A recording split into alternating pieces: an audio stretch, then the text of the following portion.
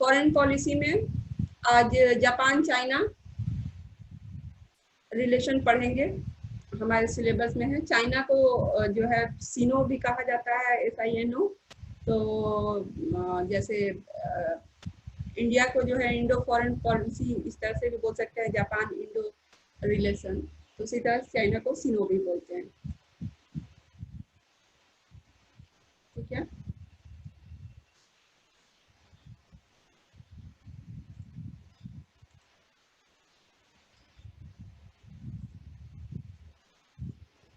तो इसका थोड़ा हम लोग बैकग्राउंड से स्टार्ट करते हैं, कि थोड़ा पीछे जाके कि क्या बैकग्राउंड रहा है, ताकि हम लोग जो है प्रेजेंट और फ्यूचर बेटर समझ सकें।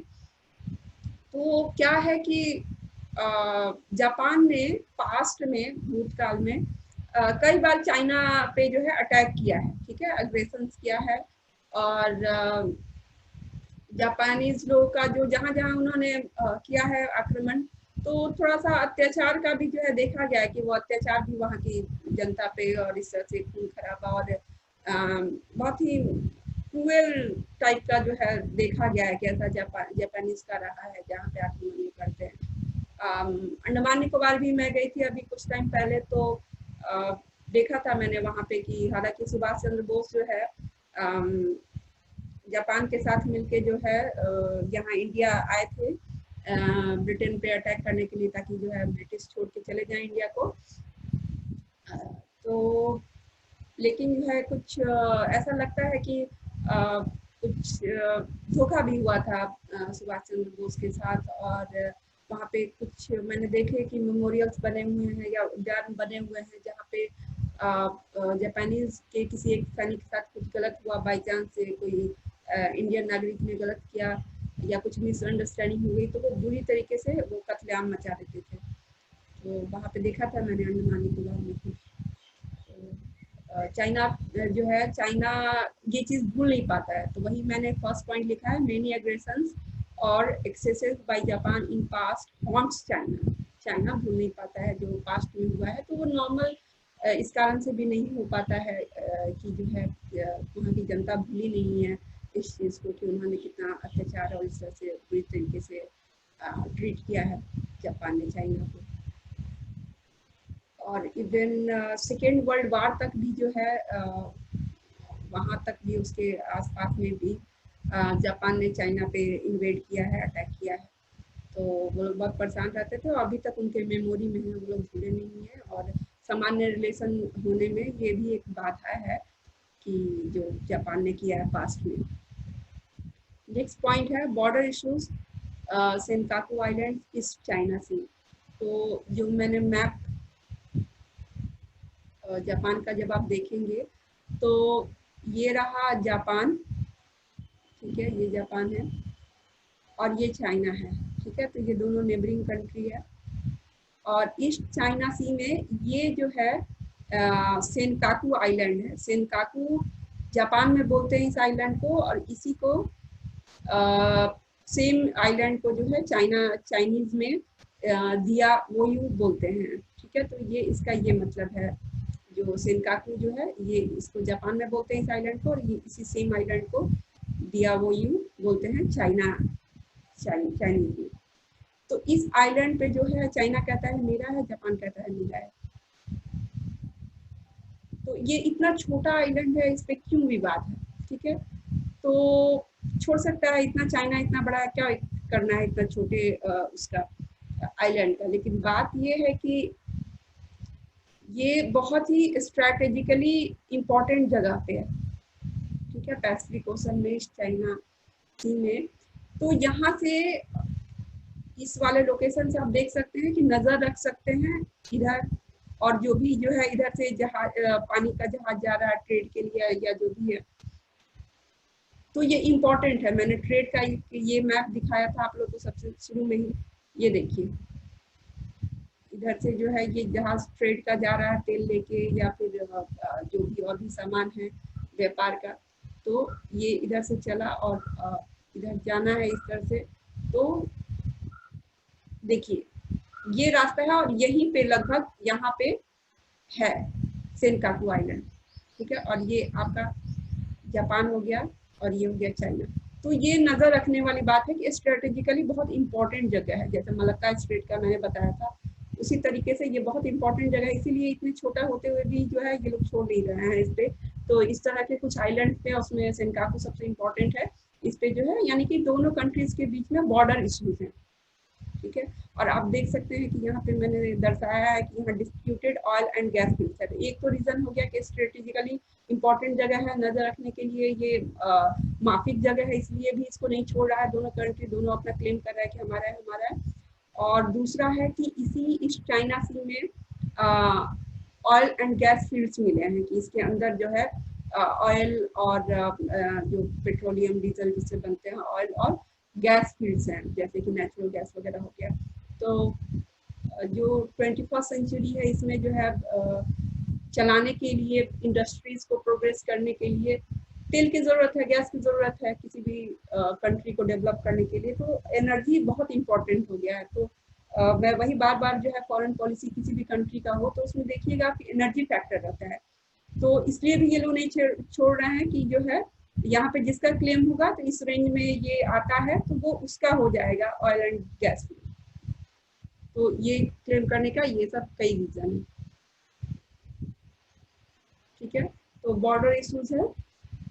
नेक्स्ट पॉइंट है the increasingly tense relation between the two countries has had led the Japanese business to adopt the China plus one strategy or diversifying investment away from China। देखिए China जो है world का सबसे बड़ा population है, तो Japan जो है आप जानते हैं कि एक कैपिटलिस्ट स्टेट है, कैपिटलिस्ट कंट्री है। तो वहाँ की पॉपुलेशन छोटी है, जगह भी जो है मैंने बताया था कि जो जियोग्राफिकल जो लैंड है वो भी जापान का कम है, पॉपुलेशन भी उस हिसाब से कम है। तो माल बहुत ज़्यादा बन रहा है, तो आप कहीं और भी बेचना चाहेंगे जब इतना माल बन रहा है और जो घरेलू खपत है उससे ज़्यादा बन रहा है, ठीक है। तो आप मार्केट खोजते हैं तो चाइना बहुत बड़ा बाजार है, इंडिया बहुत बड़ा बाजार है, लेकिन इन लोगों के बीच में टेंशन चलता रहता है, जापान और चाइना के बीच में, जैसे इंडिया और पाकिस्तान के बीच में टेंशन चलता रहता है, इन लोगों के बीच में टेंशन चलता रहता है। तो जापानीज कंपनी जो चाइना है वो किसी भी देश की जो कंपनीज है उसको अपने यहाँ वेलकम करने के लिए उसने पॉलिसीज बनाई हुई है कि हाँ आप आके हमारे यहाँ मैन्युफैक्चरिंग कीजिए सामान जो है इस तरह से। लेकिन जो जापानीज बिजनेस है वो सावधान रहती है कि कब दोनों के बीच में तनातनी हो जाए, रिश्ता टूट जाए या फिर पता नहीं क्या हो जाए। तो और ऑप्शन चाइना के अलावा भी और ऑप्शन होना चाहिए। तो इसीलिए ये पॉलिसी का नाम है, जापान ने जो अडॉप्ट किया हुआ है जापानीज कंपनीज ने, चाइना प्लस वन, ठीक है। सिर्फ चाइना नहीं, और ऑप्शन भी हो। तो इसका मतलब ये है कि चाइना के अलावा भी जो है इन्वेस्टमेंट करें, सिर्फ एक कंट्री में इन्वेस्टमेंट ना करें। जिसको बोलते हैं कि इन्वेस्टमेंट को डाइवर्सिफाई करना, मतलब अलग अलग जो है जगह पे इन्वेस्ट करके रखना अलग अलग कंट्रीज में, जो कि एक जगह अगर खराब भी हो जाए तो और जगह जो है चलता रहे। तो ये चीज़ है। और दोनों के बीच में जो आप लोग जानते हैं कि चाइना और जापान दोनों एशिया में ही पड़ता है। तो इन दोनों के बीच में, और इंडिया भी चाहता है कि एशिया का जो है वो लीडर बने, जो रीजनल लीडर बने। और जब आप रीजनल लीडर बनेंगे तभी आप जो है फिर ग्लोबल लीडर का सोच सकते हैं। जब रीजनल लीडर ही नहीं है तो आपको ग्लोबल लीडर कौन मानेगा। तो आप पहले अपने जिस क्षेत्र में है वहाँ के लीडर माने जाए, सभी कंट्री जो आपको माने कि जो है, जैसे मान लीजिए कि अमेरिका को जो है नॉर्थ अमेरिका हो गया या साउथ अमेरिका हो गया, तो वहाँ पे माना जाता है कि हाँ यूएसए जो है वो लीडर है, रीजनल लीडर है, उसके साथ साथ वर्ल्ड लीडर भी है। तो पहले आपको रीजनल लीडर होना पड़ेगा। तो इन लोगों के बीच में ये भी जापान और चाइना दोनों जो बनना चाहते हैं सेम चीज, रीजनल लीडर और ग्लोबल लीडर, तो उन दोनों के बीच में कंपटीशन चलता रहता है।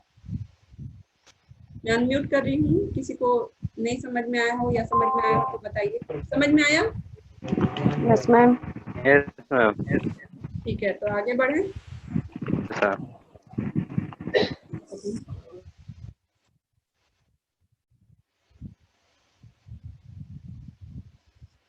तो अब जो वो थोड़ा सा बैकग्राउंड हमने देख लिया, अब देखेंगे कि थोड़ा सा रिसेंट ट्रेंड जो है इधर हाल फिलहाल में क्या चल रहा है। हमने थोड़ा सा पास्ट का देख लिया बैकग्राउंड, अब रिसेंट ट्रेंड देखेंगे। तो अभी ये हो रहा है कि Japanese Japanese business eyes opportunity in China's Made in China 2025 initiative, which has identified 10 sectors including AI यानी कि artificial intelligence and electronic vehicles, where China aims to be a leading country by 2025, and precisely these are the areas where Japan has significant capabilities. देखिए China का जो है एक policy है made in China 25, ठीक है। वो जो है उसके अंदर जैसे हमारे यहाँ मेड इन इंडिया जो है मेक इन इंडिया जो पॉलिसी है मोदी सरकार की, उसी तरह से मेड इन चाइना जो है एक 2025 उनका पॉलिसी है चाइना का, जिसके तहत उन्होंने 10 ऐसे इंडस्ट्री सेक्टर्स उन्होंने पहचान किया है जिसके दम पे जिस क्षेत्र में जो है वो एक लीडिंग कंट्री बन सकते हैं वर्ल्ड वाइड, एक टॉप की जो है कंट्री बन सकते हैं उस क्षेत्र में 2025 तक। तो वो 10 सेक्टर जो हैं उसमें से कुछ का मैं नाम ले रही हूँ, जैसे आर्टिफिशियल इंटेलिजेंस, इलेक्ट्रॉनिक व्हीकल्स जो ई रिक्शा होता है, या फिर अब कार भी जो है चार्जिंग लगा के वो वैसे कार भी बनने लगे हैं, स्कूटी वगैरह तो बन ही जाए, तो इन सब क्षेत्र में। और जापान के लिए जो है ये अपॉर्चुनिटी है कि जो है इसके तहत वो इन्वेस्ट कर सके जापान में और उनको हेल्प कर सके, और जाहिर सी बात है उसके बदले जापान को भी फायदा होगा इकोनॉमिकली भी। तो इन सब क्षेत्र में जो है जापान का जो है कैपेबिलिटी है वो अपने आप को साबित कर चुका है इस क्षेत्र में, और चाइना जो है वो अपने आप को साबित करना चाहता है। तो जाहिर सी बात है जो कंट्री साबित कर चुका है, जिसमें वैसा टेक्नोलॉजी है, वैसा टेक्निक, वैसा ज्ञान है, तो उसको जो है चाइना उससे बेनिफिट हो सकता है, और इसके तहत जो है जापानीज बिजनेस जो है इन्वेस्ट कर सकते हैं, वहाँ पे अपॉर्चुनिटी है। तो वही ये पॉइंट का ये मतलब है। नेक्स्ट पॉइंट है US and European countries see it as a threat to their technological dominance and India does not present a comparable opportunity to Japan. तो जैसा कि मैंने बताया इंडिया में भी जो है यहाँ मेक इन इंडिया करके जो है यहाँ चल रहा है, लेकिन इतना सफल नहीं दिख रहा है, और उस तरह का मौका भी जो है बाहरी कंपनीज के लिए नहीं है। थोड़े बहुत आ रहे हैं, ऐसा नहीं कि बिल्कुल नहीं आ रहे हैं, लेकिन फिर भी जो है चाइना जो है कम से कम अभी कोरोना क्राइसिस के पहले और बाद में, अभी जो है कोरोना का जो है अभी हम लोग कुछ टाइम में देखेंगे कि ऐसा हम लोग पढ़ने लगेंगे पूरा, और भी स्टूडेंट्स और पूरे वर्ल्ड में ऐसा पढ़ाई होने लगेगा कि कोरोना के पहले कैसा था फॉरेन पॉलिसी और बाद में कैसा था। तो अभी बहुत कुछ चीजें चेंज हो रही है, तो चाइना से आप कंपनीज पता चल रहा है निकल रही है, लेकिन मैं ये जो है जो कोरोना के पहले तक की सिचुएशन बता रही हूँ कि चाइना जो है इंडिया के कंपैरिजन में फिर भी जो है बेटर स्थान था, जहाँ पे से बेटर रिटर्न मिल सकता था। तो जाहिर सी बात है कि कंपनीज प्रॉफिट देखती हैं, और जहाँ पे ज्यादा फायदा उसको दिखेगा वहाँ पे वो जाएंगी। चाइना जो है उसने ज्यादा जो है सुविधाएं दे रखी हैं, ज्यादा आसानी से वहाँ क्लियरेंसेस मिल जाते हैं कंपनीज को। तो ये सब जो है इंडिया में ये सब कमी है जिसको दूर करने की जरूरत है, चाइना ने ये दूर कर लिया है, तो इसलिए जो है बेटर अपॉर्चुनिटीज हैं दूसरी कंपनी जो बाहरी कंपनीज के लिए। तो ये हो गया। और जैसे जापान इस मामले में देख रहा है अपॉर्चुनिटी चाइना के इस पॉलिसी मेड इन चाइना 2025 में, जो अमेरिका है, यूएस और यूरोपियन कंट्रीज जो है ये जो उनका जो टेक्नोलॉजी में डोमिनेंस है, जो हेजेमनी है, जो उनका आधिपत्य है, उसको ये थ्रेट के रूप में देखते हैं। आप जानते हैं कि जो है चाइना कम से कम सैद्धांतिक रूप से जो है वो कम्युनिस्ट कंट्री है और यूएस कैपिटलिस्ट कंट्री है, तो एक डर रहता है, उनको नहीं चाहता है, कभी भी यूएस नहीं चाहेगा कि जो है चाइना उभरे, ठीक है। तो उसने जो सोचा है कि लीडिंग कंट्री 2025 तक बने चाइना ने, तो ये इसको जो है ये लोग अपने लिए चैलेंज देखते हैं, थ्रेट देखते हैं, यूएस और यूरोप है। तो ये जापान लेकिन जो है इसको दूसरे तरीके से देख रहा है कि जो है मेरे लिए मौका है, हमारी बिजनेस वहाँ पे कंपनीज जो है कि वहाँ पे जाएं, और उस चाइना ने ऐसा सोचा है तो जो है हम वहाँ पे कमाएं। और इंडिया तो उस कंपेरेबल अपॉर्चुनिटी नहीं है जापान के लिए, वो चाइना को ही प्रीफर ज़्यादा कर रहा है। इंडिया में भी थोड़ा सा कर रहा है, लेकिन चाइना को ज़्यादा स्थान दे रहा है जापान, क्योंकि वहाँ पे फेवरेबल सिचुएशन ज़्यादा है। इसमें ये नेक्स्ट पॉइंट है trade rivalry, for example investment and infrastructure projects in Africa backed by arms race. मैंने कई बार मेंशन किया है पहले के लेक्चर्स में कि अभी क्या चल रहा है, अभी क्या थोड़ा टाइम पहले से ऐसा चल रहा है कि अफ्रीका एक ऐसा कॉन्टिनेंट है जहाँ पे नेचुरल रिसोर्सेज काफी ज्यादा है, लेकिन गरीबी काफी ज्यादा है। तो वहाँ की जो सरकार है या फिर तो उनको पैसे चाहिए, तो जो कंट्री पैसे देगा तो वहाँ पे ऑयल उसको देते हैं, एनर्जी जो एक्सेस देते हैं। तो चाइना और जापान दोनों ही अफ्रीका में मौजूद हैं और वो चाहते हैं कि ये प्रोजेक्ट मुझे मिले और ये सारी चीजें। तो वहाँ पे ट्रेड राइवलरी चल रही है और इन्वेस्टमेंट और इंफ्रास्ट्रक्चर प्रोजेक्ट्स को लेके अफ्रीकन कंपनी चाहती है कि हमें मिले प्रोजेक्ट जो अफ्रीका में है, और चाइना चाहता है कि हमें मिले और जापान कंपनी चाहती है हमें मिले। तो ये राइवलरी चल रही है। और अगर आप मजबूत स्थिति रखना चाहते हैं ट्रेड में, आप चाहते हैं कि कंपनीज आगे बढ़े, तो पीछे से आपको वो आर्मी भी मजबूत रखनी पड़ती है ताकि कुछ ऐसा वार का सिचुएशन आ जाए, इतना ज्यादा उलझ जाए मामला, वार की स्थिति आ जाए, तो कम से कम वार का नहीं भी आए तो आपके मजबूत सैनिक को देख के, मजबूत सेना को देख के आपसे कोई भिड़ने का सोचे भी नहीं। ठीक है, तो ट्रेड राइवलरी जो है वो आर्म्स रेस में भी तब्दील हो गई है, उसका जो एक पहलू ये भी है। तो अफ्रीका एक एग्जांपल है, और भी कंट्रीज में ऐसा चल रहा है। साउथ ईस्ट एशिया भी एक ऐसा क्षेत्र रीजन है। तो एक अफ्रीका का मैंने एग्जांपल दिया हुआ है। तो इन लोगों के बीच में कई सारे क्षेत्र में ट्रेड राइवलरी जो है, बिजनेस राइवलरी चल रही है और आर्म्स राइवलरी चल रही है। ठीक है, तो ये हमारा जापान चाइना रिलेशन खत्म हुआ। मैं अनम्यूट कर रही हूँ, किसी को समझ आया हो, नहीं समझ में आया हो? समझ में आया मैम।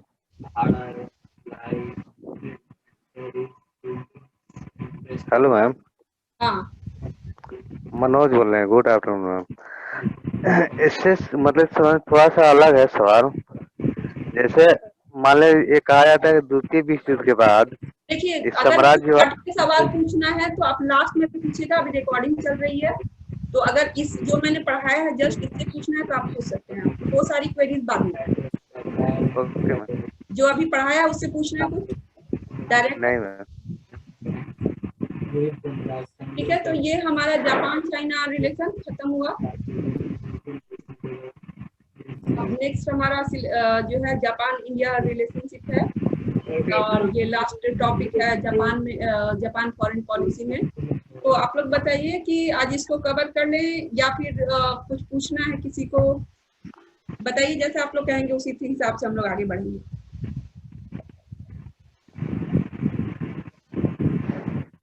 पूजा कुमारी, हेलो मैम। समझ में आया? जी। तो क्या किया जाए, जापान इंडिया रिलेशन भी आज कवर कर लिया जाए या नेक्स्ट? नो मैम, कल कीजिएगा, इतना नहीं समझ में आ जाएगा एक ही दिन में। एक और टॉपिक किसी एक को दिन कोई में। डाउट अभी तक जो मैंने पढ़ाया, ये अभी जापान नहीं चाइना डाउट में नहीं। को कुछ पूछना है? जी मैम, एक बात पूछना है, जैसे जापान और चाइना में टेक्नोलॉजी में कौन आगे है? जापान। थोड़ा धीरे, मतलब जल्दी मत बोलिए, थोड़ा आराम से। हाँ, जापान और चाइना के जो टेक्नोलॉजी है उसमें कौन आगे है? तो उसमें भी फील्ड्स है ना, जैसे आर्टिफिशियल इंटेलिजेंस का है, एनर्जी सेक्टर में है, तो आप सेक्टर वाइज पूछ सकते हैं। टेक्नोलॉजी जो हर एक टेक्नोलॉजी अलग होती है, एनवायरनमेंट के क्षेत्र में टेक्नोलॉजी अलग है, तो आप या तो क्षेत्र के हिसाब से पूछिए। ओवरऑल क्या कहा जा सकता है? ओवरऑल अगर आप एग्जैक्ट इसका कोई आंसर नहीं है, लेकिन फिर भी मैं कहूंगी कि जापान आ गया थोड़ा सा। तो जापान आगे है, जैसे हम भी सुनते हैं कि जापान आगे है, तो फिर कुछ भी सामान आता है, प्रोडक्ट वगैरह कुछ भी एनीथिंग, तो सुना जाता है कि चाइना का है, चाइना ये सब में आगे है। ऐसा क्यों जापान का नाम नहीं आता है इसमें? क्योंकि जापान जो है, एक तो जैसे मैंने आर्टिकल 9 बताया था उनके कॉन्स्टिट्यूशन में है कि वो एग्रेसिव नहीं होंगे, और चाइना में ऐसा कुछ भी नहीं लिखा हुआ है। चाइना एग्रेसिव हो सकता है और होता भी है।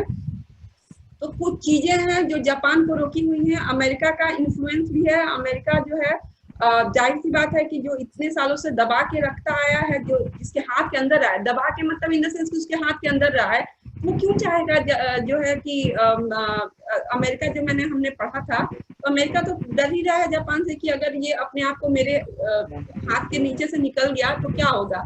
तो जापान कई सारी चीजें हैं कि जो है अमेरिका से फायदा हो रहा है। तो अभी वर्ल्ड लीडर एक तरीके से देखा जाए तो अमेरिका है। तो कई सारी चीजें हैं, एक यूएस फैक्टर है, ठीक है, उसका एक आर्टिकल 9 फैक्टर है, बहुत सारा है कि जापान असर्ट नहीं कर रहा है। चाइना जो है असर्ट कर रहा है अपने पावर को, जापान कर नहीं रहा है। और जापान एक छोटा कंट्री है, ज्योग्राफिकली भी देखें या पॉपुलेशन के हिसाब से भी देखें, तो इसने ये कोशिश की थी जापान ने सेकेंड वर्ल्ड वॉर के पहले, और बहुत बुरा हश्र हुआ था। तो जो वहां पे दो लॉबी है, तो वो कहती है कि जो पुरानी लॉबी है, जो वो हश्र देख नहीं, हमें जो है अपने आप में मजबूत रहना है, लेकिन हमें क्या जरूरत है कि इधर उधर ज्यादा करने की। तो कई सारी चीजें जापान को इस वजह से जो है वो पकड़े हुए है। तो जापान के यहाँ अभी जापान में बहुत इस बात को लेके चल रहा है कि हमें पावर को असर्ट करना चाहिए कि नहीं, हमें एग्रेसिव होना चाहिए कि नहीं, बहुत सारी चीजें हैं। तो चाइना पे ऐसा कोई रोक टोक नहीं है, इसलिए चाइना पूरा खुल के कर रहा है। और चाइना कम्युनिस्ट कंट्री है, तो रसिया तो एक तरीके से उसने डिक्लेयर कर दिया है कि मैं कैपिटलिस्ट कंट्री हूँ। अभी जो झंडा है वो चाइना के साथ में ही है, ठीक है। तो चाइना का ऐसा कोई रोक टोक नहीं है, वो एग्रेसिव होके वो मतलब मानता है अमेरिका को। सबको पता है कि अमेरिका उसका नंबर 1 दुश्मन है एक तरीके से बात करें तो। वो उसके सामने खड़ा होके और हर कोशिश जो है करेगा कि दिखाने का, आंख दिखाने की, और वो सारी जापान नहीं कर सकता ना। समझ गए? जी मैम। समझ में आया? जी मैम। जी मैम। और कोई? मैम जैसे मैंने चाइना के बारे में कुछ ऐसे ही डिस्कस हो रहा था घर में, तो बोला गया कि हेलो मैम, जैसे कि हम लोग का चाइना, जो हम लोग का, जैसे कि हम लोग के जैसे युवा हैं आजकल के, तो चाइना जानता था कि आवाज जा रही है मैम? हाँ हाँ हाँ हाँ। तो जैसे चाइना जानता था कि इंडिया 2030 तक, जैसे हम लोग का यूथ बहुत ज्यादा है इंडिया में, तो यूथ पे ही इंडिया का जो ये फ्यूचर है टिका हुआ है। तो जैसे कि चाइना ने डेमोग्राफिक डिविडेंड बोलते हैं, डेमोग्राफिक डिविडेंड। ओके, तो चाइना ने टिकटॉक, ये पबजी ऐसे गेम लाकर उन्होंने जैसे बोलता है कि दिमाग से पॉलिटिक्स खेला है, जैसे कि इसके यूथ जो हैं इसी में लगे रहे।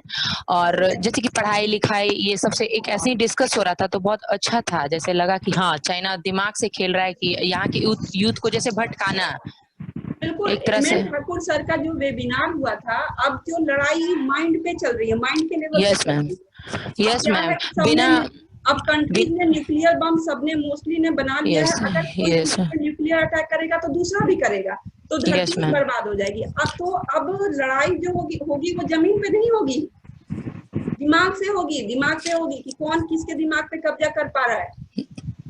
आज के डेट में देखिए तो मैम टिकटॉक और पबजी के कारण, या कोई भी यंग लड़का लड़की हो, मेरे मोबाइल में भी टिकटॉक है, जैसे कोई भले हम लोग बनाए या ना बनाए, बट हम लोग खाली समय ये नहीं कि जी के पढ़े ये वो, मतलब उसी में दिमाग लड़ा रहता है। कोई भी हो, हम हो या फिर मतलब कोई भी लड़का लड़की, यंग खास करके, और जो बड़े बुजुर्ग भी हैं उनका भी दिमाग इसी में है। तो एक तरह से ये ऑब्जर्वेशन सही में अच्छा है, सही बात आप कह रही है, पॉइंट जो है। यस मैम, तो माइंड गेम बोलते हैं। एक होता है हार्ड पावर, ठीक है, एक होता है हार्ड पावर और दूसरा होता है सॉफ्ट पावर, ठीक है। हार्ड पावर मतलब कि बाय फोर्स, यस। लेकिन अगर आप लंबे समय तक अपना इन्फ्लुएंस जो है, प्रभाव जमा के रखना चाहते हैं, तो आपको जो सॉफ्ट पावर है उसको यूज करना पड़ेगा। तो जो आप कह रही हैं, मेरी बात सुनिए, जो सॉफ्ट पावर के अंतर्गत ये सारी चीजें आती हैं कि अपने कल्चर को या कुछ इस तरीके से, जो सामने वाला कंट्री है वहाँ के यूथ के दिमाग के साथ खेलना, उसको किसी और चीज में इंगेज रखना, तो ये सॉफ्ट पावर का दूसरा सटल फॉर्म है, ठीक है। तो अमेरिका ये सब, जैसे हम लोग जीन्स वगैरह पहनते हैं, अपना धोती कुर्ता हम लोग छोड़ चुके हैं, आजकल यूथ नहीं पहनता है, जीन्स ही पहनता है। तो हम लोग वो बोल रहे थे कि अमेरिका के प्रभाव में है, ठीक है, हमें पता नहीं चलता है, लेकिन हम कहीं ना कहीं अमेरिका के कल्चर को, वैल्यूज को अपना चुके हैं।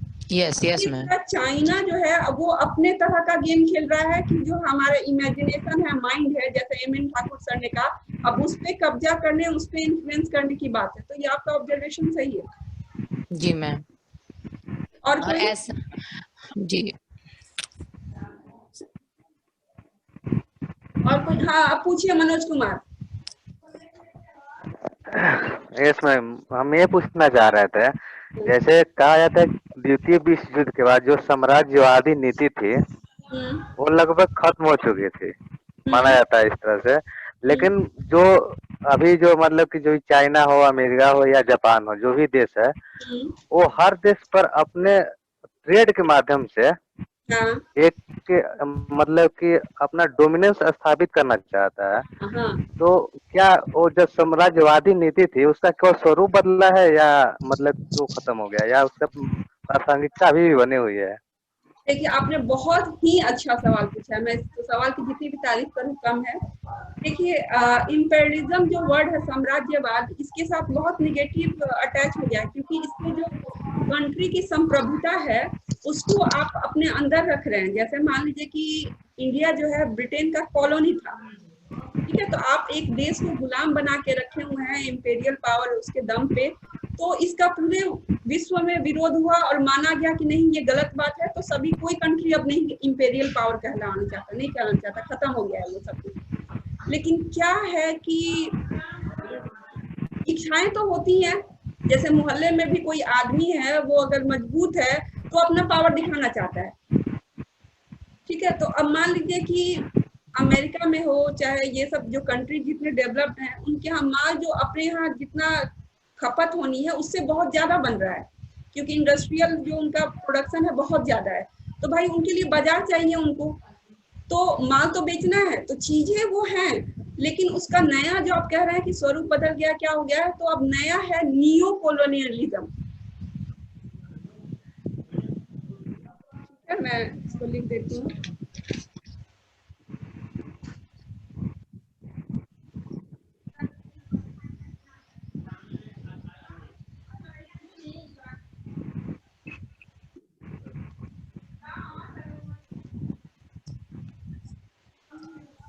ठीक है, तो ये आप लोग को जिस सेमेस्टर में जिस पेपर में पढ़ना होगा, इसके बहुत बड़े थिंकर हैं अफ्रीका के, इनको कभी पढ़िएगा आप।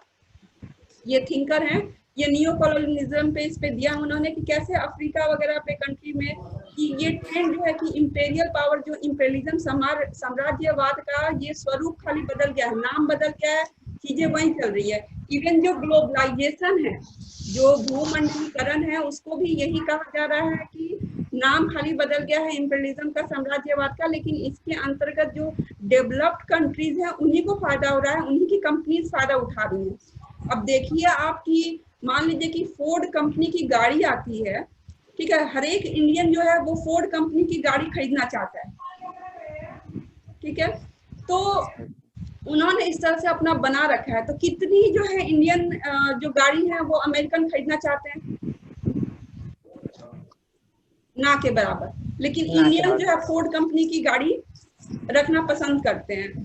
तो ये जो नियो कॉलोनियलिज्म है या फिर इवन ग्लोबलाइजेशन जो है, उसको कहा जा रहा है कि ये भी उसी ट्रेंड को कंटिन्यू किए हुए है कि हमें अपना सामान जो है खपत करना है दूसरे कंट्री के बाजार में।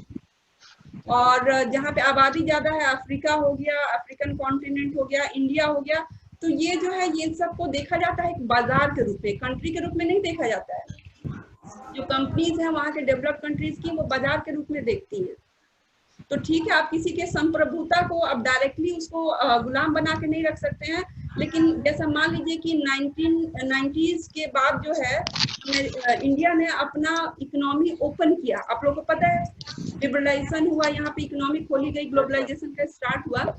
तो उस समय बहुत थी, इंडिया का जो है करेंसी जो है डिवेल्युएट करना पड़ा, शर्त रखी गई कि हम आपको तभी लोन देंगे, वर्ल्ड बैंक ने और वेस्टर्न कंट्रीज ने रखा कि आपकी अभी बहुत बुरी हालत थी इंडिया की उस समय इकोनॉमिकली, तो हम आपको तभी हेल्प करेंगे कि आप अपना जो है मार्केट खोलिए, हमारे लिए आप बाजार बनिए, उनके कहने का मतलब है।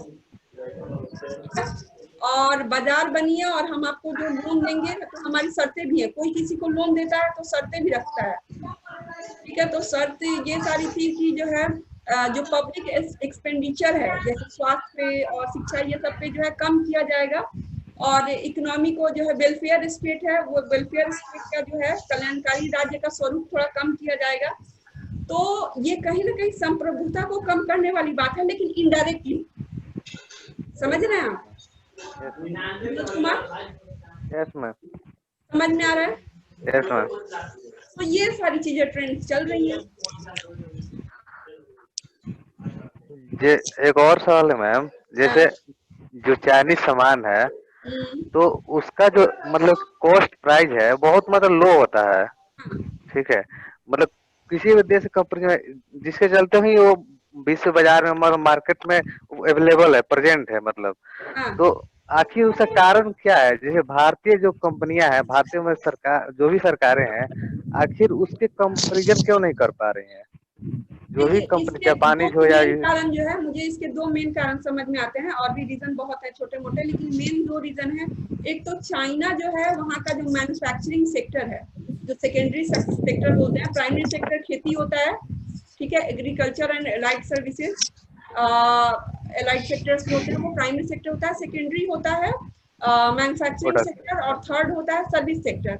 तो इंडिया जो है सर्विस सेक्टर में, मतलब प्राइमरी सेक्टर से सीधे सर्विस सेक्टर में बढ़ गया है, बहुत आगे, ठीक है, क्योंकि इंग्लिश यहाँ के बच्चों को आती है, या फिर जो भी है कॉल सेंटर्स वगैरह जो सर्विस, बहुत सारी अमेरिकन कंपनीज का जो वो सेंटर है, कॉल सेंटर, वो इंडिया में है। लेकिन चाइना ने अपने आप को मैन्युफैक्चरिंग सेक्टर में मजबूत किया, जो कि इंडिया नहीं कर पाया उतना चाइना के कंपैरिजन में। तो एक तो बात है कि वहाँ पे चाइना, जैसे कि मैंने बताया, फैसिलिटीज वगैरह जो है, और चाइना जो है प्लान्ड इकोनॉमी है, वहाँ कम्युनिज्म है। तो सरकार बताती है, अगर कोई वहाँ पे कंपनी आती है, तो वो देखता है चाइना की कौन सा क्षेत्र जो है हमारा डेवलप नहीं है, या फिर वो डिसाइड करता है कि कोई अगर फॉरेन कंपनी आना चाहती है, तो मैं बताऊंगा कि किस क्षेत्र में जाके लगाए, वुहान में लगाए, या फिर बीजिंग में लगा है, या फिर किस क्षेत्र में, चाइना इतना बड़ा है, पूर्वी चाइना में लगा है, पश्चिमी चाइना में लगा, सारा कुछ जो है चाइना ने अपनी इकोनॉमी को खोला है, लेकिन मजबूरी में नहीं, पूरी तैयारी के साथ। और इंडिया ने अपनी इकोनॉमी को खोला मजबूरी में। तो एक तो ये है कि वहाँ का मैन्युफैक्चरिंग सेक्टर मजबूत है, ठीक है, पहली बात। दूसरी बात कि ये जो आप जानते हो, चाइना का कहा जाता है कि जो वहाँ का सामान का क्वालिटी है उतना अच्छा नहीं माना जाता है, ठीक है। आप एक इंडिया का सामान का जो तुलना करें, अगर दो चीज है, मान लीजिए दो बैटरी है, अगर अमेरिका में अगर सेम कॉस्ट पे अगर सपोज अवेलेबल है, तो अमेरिका जो है वो इंडिया का बैटरी खरीदेगा, चाइना का नहीं। लेकिन दिक्कत क्या है कि चाइना का बैटरी कम दाम में मिल रहा है, ठीक है। तो वो जो है यूज एंड थ्रो वाली पॉलिसी है कि वो लागत अपना कम रखते हैं, कि हाँ दिख रहा है बैटरी बन गई, लेकिन वो कब तक चलेगा कुछ नहीं है। बोलते हैं ना कि ऐसे मजाक में बोलते हैं, लेकिन ये काफी हद तक सच है कि चले तो चांद तक, नहीं तो शाम तक। चाइनीज सामान के बारे में कहा जाता है, लेकिन इंडियन सामान के बारे में नहीं कहा जाता है। और जापानीज जो सामान है उसकी भी क्वालिटी बहुत अच्छी होती है, और इंडिया से रेट कम होता है, और चाइना से थोड़ा ज्यादा होता है। तो ये सब बातें हैं, समझ में आया? Yes sir. और कोई?